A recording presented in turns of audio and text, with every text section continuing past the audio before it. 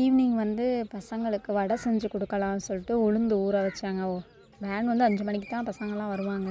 நான் ஒரு 4 மணி போலே ஊற வச்சேன். ஒரு அரை மணி நேரமாவது ஊறட்டும் அப்படின்னு சொல்லிட்டு ஊற வச்சுட்டு மற்ற வேலைகளெல்லாம் பார்த்தேன். நல்லா ஊறி இருந்துச்சு. ஏன்னா நான் மிக்சியில் தான் போட்டு அரைக்க போகிறேன். அதனால கொஞ்சம் நல்லாவே ஊறட்டும் அப்படின்னு சொல்லிட்டு ஊற வச்சுருந்தேன். அதுக்கப்புறம் மிக்சி ஜாரில் போட்டு நல்லா அரைச்சி எடுத்துட்டேன். அதுக்கு வந்து நல்லா சின்ன வெங்காயம், கருவேப்பிலை, கொத்தமல்லி, சீரகம், பச்சை மிளகா. நான் வந்து ஒவ்வொரு நாளும் பச்சை மிளகாயே போடாமலாம் வடை சுட்டு கொடுத்துருக்கேன். ஏன்னா பசங்களுக்கு என் பையன் சின்ன ஒரு பச்சை மிளகாயை கடிச்சிட்டானா போதும், சுத்தமாக வடையே சாப்பிட மாட்டான். அதனால் என்ன பண்ணேன், ஒரே ஒரு பச்சை மிளகா மட்டும் கட் பண்ணி போட்டிருந்தேன். மிளகு போட்டாலும் சாப்பிட மாட்டேங்கிறான். மிளகு போடலான்னு பார்த்தேன், சரி மிளகும் போடலை. கருவேப்பிலை, கொத்தமல்லி இதெல்லாம் போட்டு சீரகம் போட்டு நல்லா சால்ட்டு உப்பு கொஞ்சம் போட்டு நல்லா பிசைஞ்சாச்சுங்க.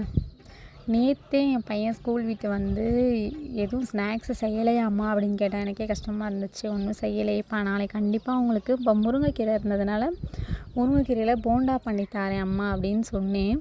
உளுந்தெல்லாம் ஊற வச்சதுக்கப்புறம் தான் நான் ஒரு ஆனால் முருங்கைக்கீரையில் போண்டா பண்ணித்தரேன்னு பையன்கிட்ட சொல்லியிருந்தோம். சரி ஓகே, இன்றைக்கி வடையை செஞ்சுட்டு நாளைக்கு வேணால் அது பண்ணி கொடுத்துக்கலாம் அப்படின்னு சொல்லிட்டு வடையும் செஞ்சாச்சுங்க.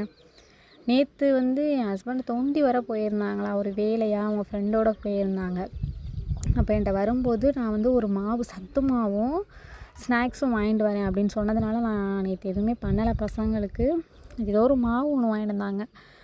அந்த மாவு பேர் ஓட்டு மாவு அப்படின்னு அந்த டப்பாவில் எழுதியிருந்துச்சு. சாப்பிடும்போது ஒரு இனிப்பு டேஸ்ட்டாக இருந்துச்சு, நல்லா தான் இருந்துச்சு. பசங்களுக்கு இந்த அமுல் மாவு இந்த மாதிரி இருக்கும்ல, அந்த மாதிரி மாவு மாதிரி தான் இருந்துச்சு.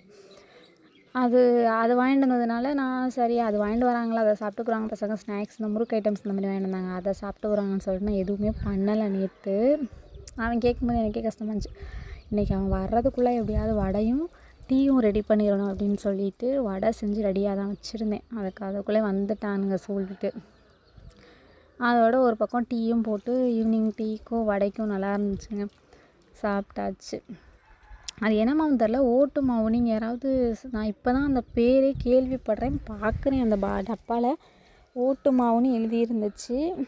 அது என் ஹஸ்பண்ட் சொன்னார், இது வந்து ஓன் ப்ராடக்ட், வீட்டிலையே பண்ணி அவங்க கடையில் விற்கிறாங்க அப்படின்னு சொல்லிட்டு இருந்துச்சு. நான் அப்போ தான் ஃபஸ்ட் டைம் இந்த பேரையும் கேள்விப்படுறேன், அந்த மாவையும் பார்க்குறேன், சாப்பிடவும் செஞ்சேங்க. ஆனால் நல்லா டேஸ்ட்டாக தான் இருந்துச்சு. இவங்க எப்படியும் சாப்பிட மாட்டானுங்கன்னு நினச்சேன். ஆனால் என் பையன் சின்னவே நல்லா ஸ்பூனில் அள்ளி அள்ளி வாயில் கொட்டிக்கிட்டு இருந்தேன். நல்லா தான் இருந்துச்சு அந்த மாவு. ஈவினிங்கு வடையும் உளுந்த வடையும் டீயும் வச்சு இன்றைக்கி சாப்பிட்டாச்சு.